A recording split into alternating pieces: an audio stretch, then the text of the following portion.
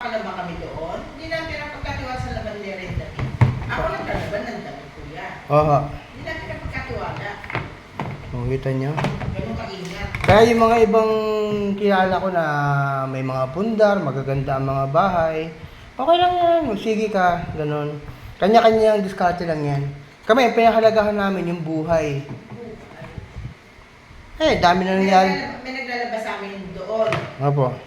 Ang pinapalabalan namin, damit na anak, damit ng mga anak ko. Pero yung anak kong babae, kamasok hindi. Kasi Opo. syempre, magkano isang polo. Oo. Ako naglalaban pamasok ng opisina. Pero yung mga pambahay nila, pinakaya namin sa paglalaba.